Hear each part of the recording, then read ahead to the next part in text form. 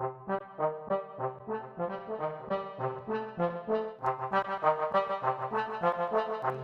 it to the swamp now. To the swamp.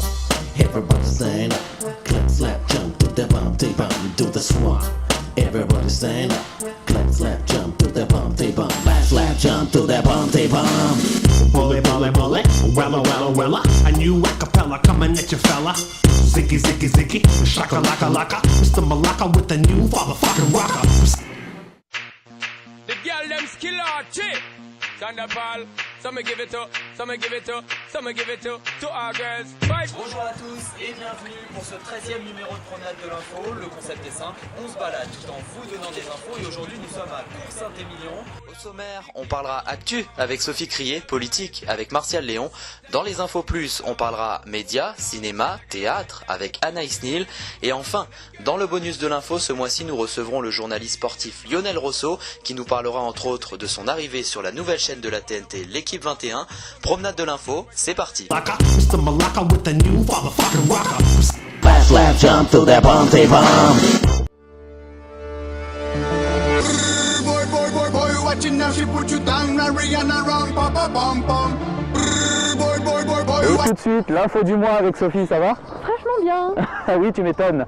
Et en info du mois, on va parler d'une lettre assez surprenante. Oui, alors comme d'habitude, l'actualité est assez chargée, donc plein de mauvaises nouvelles, plein de drames, etc. Donc j'ai voulu parler de quelque chose de beaucoup plus léger.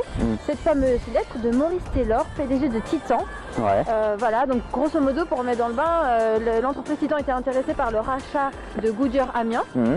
Et finalement, quand il est allé à Amiens, il a préféré les macarons plutôt que l'entreprise. Et il explique pourquoi dans une lettre adressée à Arnaud Montebourg qui a été donc publiée. Une lettre qui a fait couler beaucoup d'encre. Exactement. Et pourquoi? Parce qu'il dit dans cette lettre que les salaires sont très chers, sont très élevés,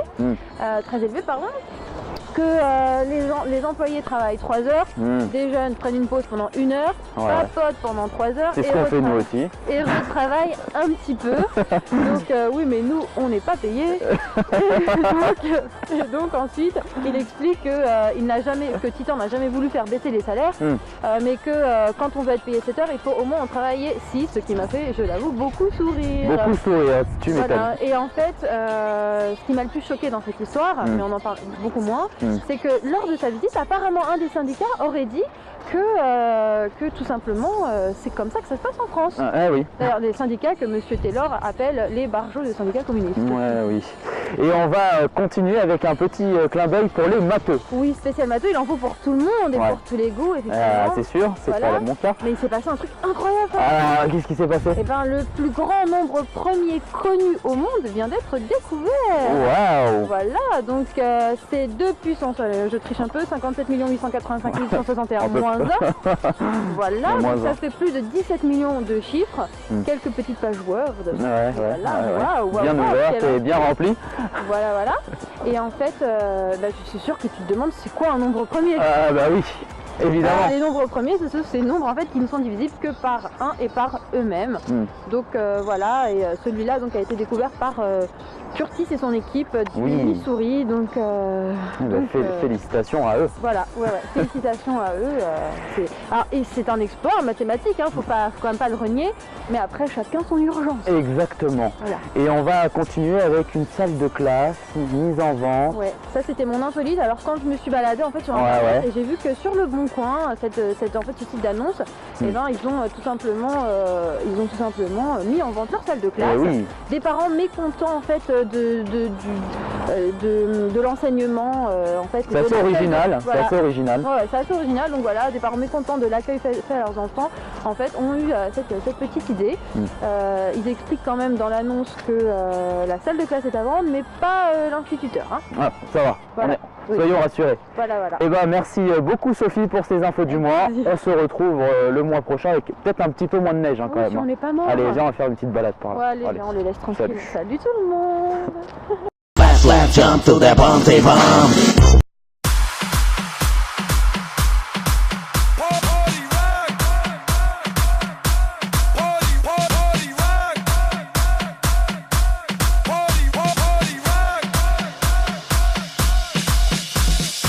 Et tout de suite, l'info politique avec Martial. Ça va Martial? Bah écoute, bien, mais un peu frisqué quand même. Ça, moi ça va aussi, un peu froid. Et on va commencer cette chronique avec des petites brèves politiques. Oui, effectivement, la ministre de la fonction publique, Maryse Lebranchu, a annoncé que le gouvernement allait demander la suppression du jour de carence pour les fonctionnaires en arrêt de maladie. Elle estime quand même que c'est injuste et pas normal que pour les agents, que c'est humiliant pour les agents. Une mesure effectivement qui avait démarré en 2012 et qui devrait être abrogée en 2014 pour le budget 2014. D'accord. Au niveau des retraites, alors les retraites, oui, grand sujet. Dossier, voilà, très sensible pour le gouvernement sur le financement des retraites effectivement et qui devrait causer même des manifestations dans la rue. 67% des Français sont très inquiets donc pour la retraite, contre 60 en 2011 et surtout également en 2012 pardon, excuse-moi, et surtout également 60% des Français estiment qu'ils pensent qu'ils devraient travailler jusqu'à 65 ans. D'accord. Voilà. Au niveau des municipales. Ah, les municipales. On commence à en parler effectivement des municipales. Alors, on sait que Rachida Dati, maire du 7e, et que NKM ont déjà annoncé leur candidature. Et Pierre-Yves Bournazel également. Du 18e, si je ne me trompe pas. Exactement. On sait également que François Fillon, pour l'instant, ne sait pas encore trop ce qu'il va faire. Par contre, Jean-Luc Borloo annonce qu'il a renoncé totalement. Et une nouvelle, Bernard Tapie à Marseille. C'est pas vrai. Ah ben il va pas se présenter parce qu'il n'a pas envie d'avoir un divorce au niveau de sa femme. Donc il a annoncé qu'il n'allait pas se présenter. Et une petite dernière brève, c'est Ségolène Royal. Oui, nouvelle fonction. Nouvelle fonction, elle est maintenant le vice-président de la BPI, la Banque Publique d'Investissement. Et il faut souligner qu'elle est bénévole. Voilà, c'est très important de le dire. C'est important de le dire. Tout à fait. Et ce mois-ci, tu vas nous débriefer un peu ce début d'année, les événements marquants. Oui, alors les événements marquants, on commence effectivement par l'investiture de Barack Obama, qui a été réélu donc en novembre dernier, avec 51% de confiance, âgé de 51 ans. Bah, effectivement, c'est le 44e président américain. Oui. Ensuite, le traité, les 50 ans franco-allemand, donc très bonne entente entre les deux pays, surtout des mesures qui vont être faites à partir du mois de mai franco-allemande sur le renforcement et la stabilisation monétaire. Voilà. Et on termine par cette libération qui a fait les juges ont estimé beaucoup de bruit. Voilà, les juges ont estimé qu'il y a eu violation des droits donc de Florence Cassé, condamnée effectivement en 2005 à 96 ans au départ, ensuite à 60 ans. 7 ans de prison pour être enfin libéré en janvier dernier. Très bien, et merci beaucoup Martial pour ces infos politiques. On se retrouve comme d'habitude le mois prochain. Avec le soleil. Avec le soleil, on l'espère, on encourage. Ciao. Fast lap jump to the bounty bomb.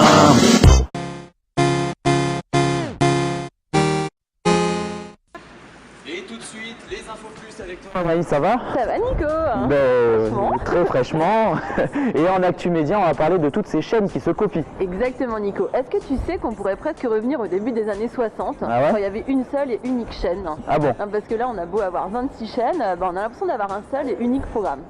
Exemple, The Voice sur TF1, un télécrochet moderne, novateur. Pas tant que ça. T'as la Starac sur Énergie 12, la Nouvelle Star sur D8 et bientôt Popstar. Ça en fait des stars, mais qui brillent pas par leur originalité. Puis je te parle même pas des séries type Les Experts ou de la scène de crime jusqu'à la morgue, c'est d'un ennui mortel. Puis quand t'as la chance de rester en vie, Nico, c'est dans un hôpital. Ah oui. Docteur House. Ah bon, tu penses? Et Grey's Anatomy. Attends, je viens de trouver le clone Made in France, l'hôpital.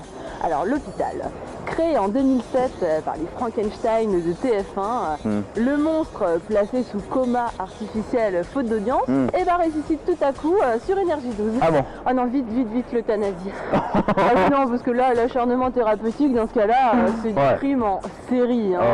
Déjà qu'il y a présumé innocent sur D8, enquête criminelle sur TMC. Ouh là là, moi ça me tue. Pitié, non Nico, pitié, appelle pas urgence. Non? Oh non. Non? J'avais rêvé d'une télé où la pub enfin serait absente, où toutes les chaînes seraient dotées d'une grille des programmes différentes. Mélodie m'a frappé. Alors je sais pas, tu fais Popstar là ou... Ah non, d'accord. Non, en fait c'est Anna Tawai Ouais. qui chante cette mélodie Ah, d'accord. dans le film événement de 2013, Les Misérables. Eh bien justement, c'est notre sortie film. C'est ça, notre sortie film et puis aussi un petit peu notre sortie bouquin. C'est vrai. Parce que le film Les Misérables, Ah oui, c'est quand même l'adaptation du roman de Victor Hugo. notre cher Victor. Exactement, sur des musiques de Schoenberg. Mm. Alors avec Hugh Jackman dans le rôle de Jean Valjean, Mm. et Hugh Jackman qui Mm. joue dans X-Men, enfin, Ouais. c'est une version 19e siècle quoi. Mm. Oula Nico, tu m'as l'air un petit peu perdu. Ouais. C'est ça. J'aime bien être perdu parfois, c'est Les bien. Misérables, en fait, c'est Jean Valjean. Non, mais je connais quand même. mais je sais. Les Jean Valjean, donc un ancien forçat repenti, promet à la pauvre Fantine, mourante, Ouais. de veiller sur son enfant Cosette. D'accord. Les méchants thénardiers, en bons aubergistes, et ben eux n'arrêtent pas de taper la Cosette. Enfin, pas la discute, hein. Ouais. Cosette, la Ouais. fille de Fantine. Elle Et prend... quelques années plus tard, ouais, mais c'est compliqué. Hein. C'est compliqué, Quelques années l'histoire. plus tard, le beau Marius tombe amoureux d'elle. Un amour passionné, sincère, réciproque. Oh là là, qu'est-ce que c'est beau. Ouais. Enfin, sauf quand ils se mettent à le chanter, leur amour, parce que là, ça sonne un Ça peu commence faux, un peu faux. Bah, heureusement que c'est pas le jury des victoires de la musique qui attribue les Oscars. Hein. Ouais. Bah oui, parce que depuis The Artist, on juge plus la prestation vocale. Hein. Ouais. Ça date pas d'hier. Ah bah ça c'est sûr. Hein. Hier est un autre jour. Nico. Non, demain tu veux dire. Non, hier est un autre Ah jour. oui, puisque c'est notre coup de théâtre, c'est vrai. Le coup de cœur théâtre. Coup de cœur théâtre. C'est ça. C'est une comédie. Mais moi je fais bien le coup de théâtre. Hein. Mise en scène par Éric Sivagnan et qui se joue au Bouffe parisien. Mhm. Le théâtre, hein, pas le resto, hein. Oui. Alors en fait, bah écoute, c'est une mise en scène surprenante, servie par des comédiens excellents. Ouais. Et vraiment, l'intrigue est tordue à souhait et on se tord de rire. Oula. Et moi je me dors la cheville. Bon, je crois qu'on va continuer notre promenade, nous. Allez, C'est ça. allez on y va, salut. Slap jump to the bounty bomb.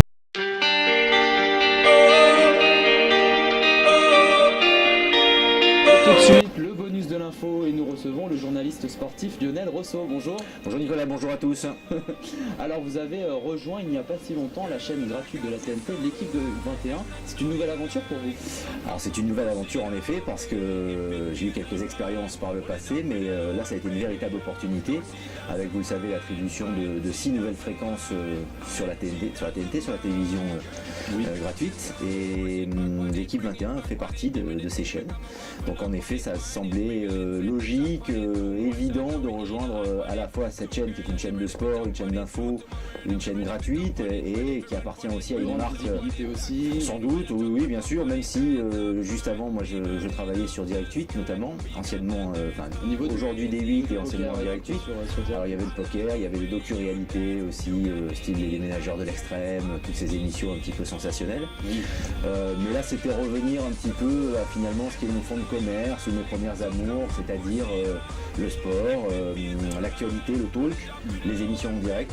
Voilà, c'est principalement ce qui m'intéresse. Donc là effectivement on s'est bien trouvé avec l'équipe 21. Et également sur RTL, on rejoue le match. Alors qu'est-ce que vous préférez, plutôt la télé ou la radio? C'est deux univers différents finalement. Aujourd'hui je vais vous faire une réponse et demain je vous en ferai une autre totalement différente. C'est très difficile. Ouais, je crois que c'est très complémentaire en fait. Je pense que la radio est très formatrice. C'est-à-dire que c'est le média le plus formateur, où on apprend le plus la rigueur, le temps, la gestion du temps, la voix, le langage. À la télé, il y a plus d'artifices, il y a plus de difficultés pour pouvoir communiquer avec les gens d'un point de vue technique. Vous voyez, regardez là, ceux qui nous regardent nous voient tous les deux, mais derrière vous êtes au moins 10 pour tourner le son, la lumière, les décors, etc. Donc vous avez mis toute une équipe en place. À la radio, avec un téléphone, il suffit tout simplement de se connecter et puis de raconter ce que l'on voit. La télévision, il y a une forme de lourdeur. En même temps, la télévision permet d'entrer vraiment chez les gens, de donner du sens aux choses. Voilà. À la radio, on est plus on suscite plus qu'on ne raconte finalement. Également, vous êtes spécialiste du sport et il y a une arrivée qui nous a tous surprise un petit peu, c'est cette arrivée de David Beckham au PSG. Qu'est-ce que vous en pensez? Je pense que c'est une bonne chose, déjà pour que la Ligue 1 et que le football en France se développe encore plus. Parce que vous l'avez sans doute constaté, il y a beaucoup de gens qui ne s'intéressaient pas au football, qui tout à coup, depuis que David Beckham est arrivé au PSG, s'intéressent au PSG, veulent aller au Parc des Princes, s'intéressent au football. C'est finalement un peu le même phénomène, et c'est pour ça que c'est un phénomène d'importance, l'air de rien, qu'en 1998, lorsque la France a été championne du monde de football, Il y a beaucoup de gens qui sont pris de passion pour cette équipe de France et qui tout au bout d'un coup veulent aller au stade. Voilà. Et là, du coup, avec l'arrivée de Beckham, on sort un petit peu du cadre des frontières du football stricto sensu et on vient sur le terrain du glamour, du people, de l'international. Donc finalement, c'est plutôt une bonne chose. Du people peut-être, une question d'image peut-être, David. Ah bah oui, avant tout, il est clair à mon sens, quoi qu'en disent les dirigeants du PSG, que l'arrivée de David Beckham n'est pas un renfort sportif. Évidemment qu'il peut jouer, évidemment qu'il peut apporter sur le terrain, mais il n'aurait pas été recruté pour gagner la Ligue des Champions, et parce que vous verrez bien que de toute manière il jouera assez peu. Maintenant, en termes d'image, c'est énorme. En termes de merchandising, de communication, c'est monstrueux. Il a déjà sa photo sur les Champs-Élysées, sur le magasin du sponsor du Paris Saint-Germain.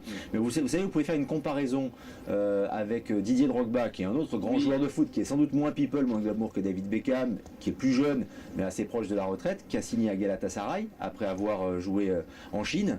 Et en une semaine, il y a 250 000 maillots floqués au nom de Drogba, qui ont été vendus à Galatasaray. Et j'ignore quels sont les chiffres des ventes de maillots de David Beckham pour le PSG, mais je crois savoir que pour l'instant c'est rupture de stock dans les boutiques, quoi. Oui, ça fait du commerce derrière ça. Et bien merci beaucoup Lionel Rousseau d'avoir accepté notre invitation, c'est très gentil. Un plaisir. Promenade de l'info, c'est terminé. Vous pouvez nous retrouver sur notre site internet www.promenade-de-l'info.fr et sur MCE Replay si vous voulez revoir cette émission. Ciao, bye bye.